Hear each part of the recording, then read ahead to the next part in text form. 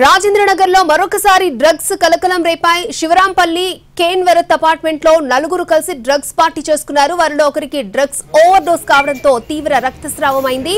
దీంతో భయపడిన మిగతా ముగ్గురు వెంటనే 108 కి సమాచారం అందించారు. అయితే అప్పటికే అతను మృతి చెందడంతో పోలీసులకు సమాచారం అందించారు.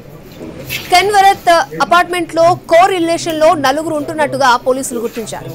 పోలీసులను చూసి ఒక యువతి పారిపోయేందుకు ప్రయత్నించింది, కానీ ఆమెను వెంబడించి పట్టుకున్నారు. వారికి డ్రగ్ టెస్ట్ చేయడంతో ముగ్గురికి పాజిటివ్ గా తేలింది.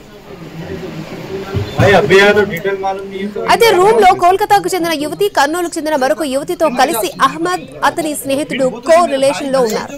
వారందరూ కలిసి డ్రగ్స్ పార్టీ చేసుకున్నారు. వారిలో అహ్మద్ కి ఓవర్ డోస్ కావడంతో మృతి చెందాడు. కేసు నమోదు చేసుకున్న పోలీసులు లోతుగా దర్యాప్తు చేస్తున్నారు. డ్రగ్స్ ఎక్కడ కొనుగోలు చేశారు, ఎవరిచ్చారనే కోణంలో దర్యాప్తు చేస్తున్నారు.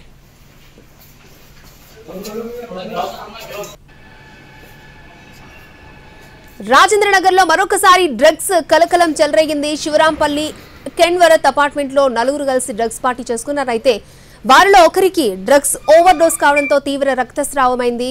దాంతో భయపడిన మిగతా ముగ్గురు కూడా వెంటనే 108 కి సమాచారం ఇచ్చారు. అయితే అప్పటికే అతను మృతి చెందడంతో పోలీసులు కూడా సమాచారం ఇచ్చినట్టు తెలుస్తోంది. పూర్తి డీటెయిల్స్ మా ప్రతినిధి రవి మనకు అందిస్తారు.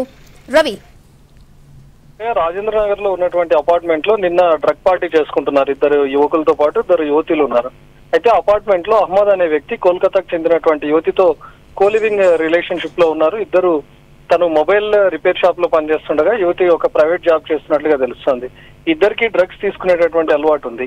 వీళ్ళిద్దరికి కామన్ ఫ్రెండ్స్ అయినటువంటి మ్యూచువల్ ఫ్రెండ్స్ అయినటువంటి మరొక యువతిని కూడా రప్పించారు. ఆమె కర్నూలు కు చెందినటువంటి యువతి.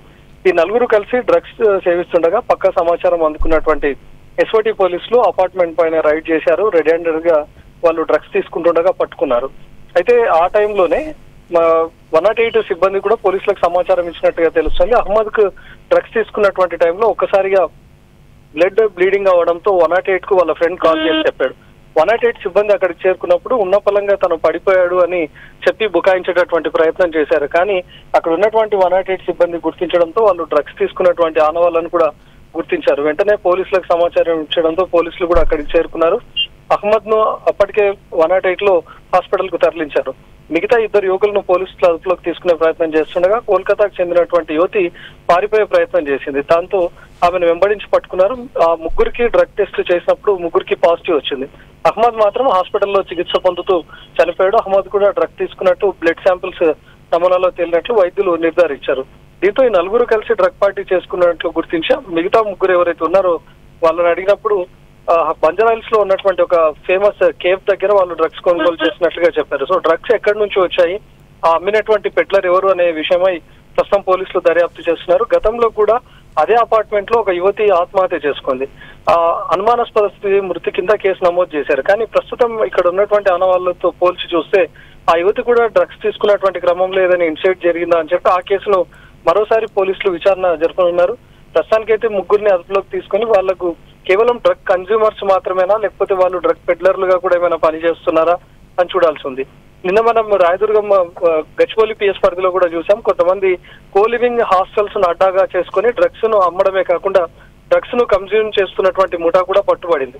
అదే తరహాలో వీళ్ళు కూడా కోల్ రిలేషన్ లో ఉన్నారు కాబట్టి వీళ్ళు కూడా ఏదైనా డ్రగ్ పెడ్లర్ గా మారారా, లేకపోతే డ్రగ్ పార్టీని వీళ్ళే కండక్ట్ చేస్తున్నారా, వీళ్ళు ఎవరికైనా డ్రగ్ సేల్ చేస్తున్నారా, లేకపోతే వీళ్ళే కొనుగోలు చేసి కేవలం కన్స్యూమర్లుగా మాత్రమే ఉన్నారా అనే వివరాలపైన ప్రస్తుతం దర్యాప్తు కొనసాగుతుంది. అక్షయ్. ఓకే రవి.